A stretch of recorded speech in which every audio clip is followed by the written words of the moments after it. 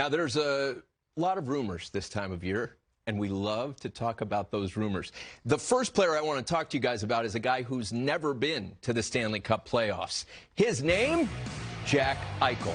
What's the best fit for the current captain of the Buffalo Sabres? He said there's a disconnect between him and the organization. So, Billy Lindsay, as you look around the rest of the league, there are 32 teams, 31 not counting Buffalo, his current team. These are his numbers in his time with the Sabres, number 2 pick overall. What do you think?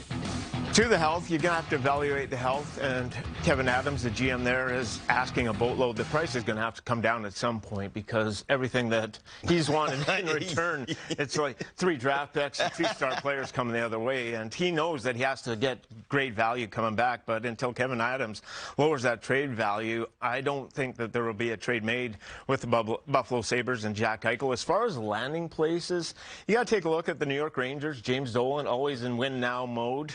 Out there, Hill got some assets there. They've got some young draft picks that they could maybe afford to part ways with. The LA Kings always seem to be in the mix with something, and with their deep prospect pool, a team like LA might make some sense. And then the one other team that came to my mind is Vegas, and they always throw it around.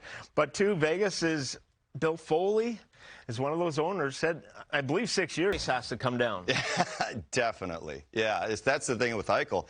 A lot of teams would love to have him, but who can afford him? Who can take away or who can add the draft picks? Who can give away the prospects, whatever it is, to take him? And yes, obviously, the asking price definitely will come down.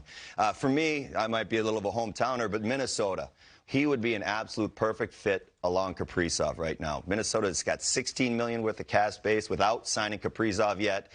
To get that combo, Kaprizov had a great relationship with Zuccarello. They fit very, very well. But you could see at times Kaprizov had to slow down. He wasn't playing with people that could keep up with his pace of speed, his skill, think the game as fast as he could. If you put a Jack Eichel next to a Kaprizov, you're possibly talking about the next big combo with the NHL of playing together. They're both young enough. Give Kaprizov a reason to stay, obviously, but they've got the depth in Minnesota now. They've showed that the depth all year, played great. They did well in the playoffs. Now they need a little more big guns, and they need that #1 centerman. But that being said, like we talked about, #1 centerman, everybody wants a #1 centerman, even if they have to put him at #2. So it's one of those things that everybody's looking for. You're always looking for guys that can play that #1 centerman role, control the pace, control the puck, and of course, my hometown Minnesota. I think he'd look awfully good in a Wild uniform. I think the state of hockey would love them some Jack Eichel. Now, you mentioned the name Kaprizov. Please don't go #1. #2, who was the person? I think Jason Robertson's an amazing hockey player. Who was the one person that didn't vote for Kirill as a unanimous Calder winner? One person. Yeah. One. How dare you? Bitterness. Just bitterness. It's not right. They probably took the KHL in effect and the age that he had played some pro experience. Okay. So that's, if you're voting on that, Jason Robertson, younger player, comes right out and had to establish himself. Kaprizov, some years in the KHL, a little bit older. If you're on the ballot, that is maybe the one thing that would hold you back from having that unanimous vote for Kaprizov. I think Makarov was like 31. I think that's why they made the rule. No, I'm serious. Like he really was 31 years old. You are correct. So let's move on from Makarov to another Russian, and this one is special. Vladimir Tarasenko, when healthy. It's now 3 shoulder surgeries, Perry. You know what it's like to battle through an injury. What about Tarasenko and a trade fit for him for the Blues? You look at Vladimir Tarasenko, and he's coming off those injuries. He's coming off the tough shoulder, the surgeries, everything he's gone through.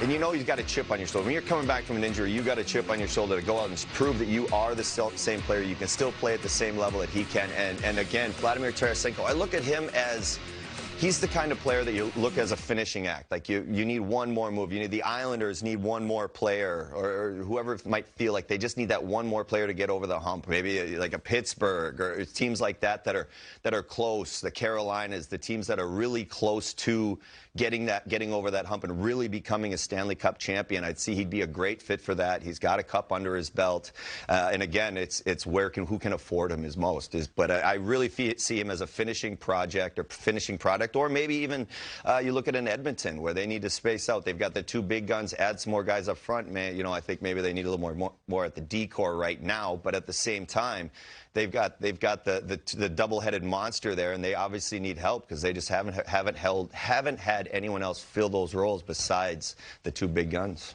Tarasenko, maybe a place like Washington, the cup window shortening. Kuznetsov goes the other way if you want to put in there. Kuznetsov inconsistent, not the best year last year. And Tarasenko maybe want to go there with Ovechkin and try and win a cup, as I believe the Capitals only have a couple of years for their window remaining. Calgary would be an interesting spot to see him in that lineup over there on the West and see what he could do in a little bit more free open hockey on the western side. Calgary, I looked at some other teams. Rangers are always in the mix. Going to throw them with every big name that comes around. So Rangers are all, you just say a name, yep. New York Rangers are going to be involved with it. So all these players, maybe the Seattle Kraken. Take a look at Ron Francis. Yeah, Ron Francis. If you want an impact player, a star right out of the gate, maybe the Seattle Kraken do something. Southern teams I had, maybe like Philadelphia, Carolina, LA, some of those teams, maybe some possibilities. But Tarasenko, the shoulder injuries, 34 games the last couple of years. He's rumored to have some problems with the doctors in St. Louis, everything coming out, and he's not happy there. So to get to a spot that he's happy, that he wants to be part of, is a big thing. 34 games. He has to get, when you get back to that 82-game schedule, and the health that he had, it's littered with 34 and 40 goals, 35, all those kind of numbers.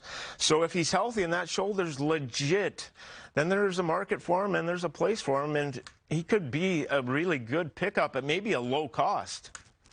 He is certainly, when right, an amazing offensive player to watch. What a shot. What a scoring threat. Okay, this year's playoffs, phenomenal. But there wasn't a 5-overtime game. And no one played 65 minutes in a single contest. Seth Jones, if you walk around this place enough, you'll hear enough of our analysts say he's going to win a Norris. It's not a matter of if, it's a matter of when. Best trade fit for Seth Jones, because it certainly looks like under Brad Larson, Columbus is headed for a retooling or rebuild. Choose the term as you will. Perry, this guy has so much upside. Absolutely, and he's young too. So this could be a building block for somebody that's, hey, you look at Vancouver, you look at LA with some young teams. This is a guy you can bring in maybe and add some established players, show some players along like that. I've also got the Montreal. You look at Montreal, if they're looking to build on what they want, add a little more D strength there. Again, Carolina. But I like the idea of where he can go, and if he's got to be the number one guy. Well, he's going to be the number one guy, excuse me, and really shore up a defensive situation. And there's all kinds of spots for him, but I kind of like somewhere out west. I like the LA. I like Vancouver with what they've been going on. It was a rough year, but you add those defensemen to those players, or even in Edmonton, who definitely needs help in defense, to bring him in, someone like that for sure to take a run at Seth Jones. But I'm sure everybody wants, and again, all these names, everybody will take them. Sure. Everybody will take them. Rangers. Rangers. They're in. Columbus, Seth Jones said he didn't want to resign there, and that's part of it. So automatically that shows that they're in retooling mode in Columbus. New Jersey Devils, interesting, could use a defenseman like him. LA, as Perry mentioned, Chicago maybe. Edmonton, they need some defensemen, need some help. And if you put him with some star power like McDavid and Draisaitl, and all of a sudden Tyson Barrie along, and they've been a big physical defenseman that could pound some bodies, that would be pretty impressive. Philadelphia needs some defensemen badly in the worst way. And they've been looking to retool that in Philadelphia and Philadelphia always on paper looks like, well, that team's going to be in the playoffs, and they start out great, and all of a sudden it fizzles. And there's this big thing around Seth Jones when he hits the open market. Analytical numbers don't back him up. What? But the eye test does. There's a huge, if you look at the huge disparity talking to people between the analytics for Seth Jones Take some time and the on eye this. test. Really? Yes, the analytical numbers the last couple of years for Seth Jones have sunken badly. Oh, wow. So some think the value's not there, but when you watch him play hockey, the value, to me, is the eye test. And this is where analytics and the eye test Kind of, you got to measure both of them. Interesting. But you watch it there, and the analytical people say Seth Jones isn't that star defenseman, isn't that super great, powerful defenseman.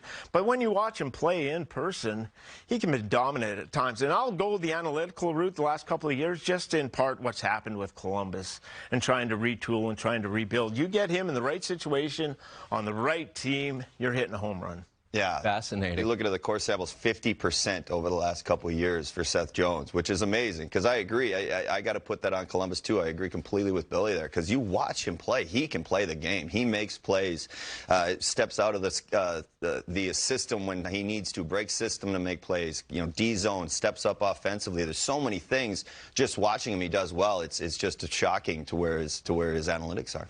And his time on ice is so consistently impressive over the last 4 or 5 years. He's a guy that you know what you're going to get night after night after night. Very durable.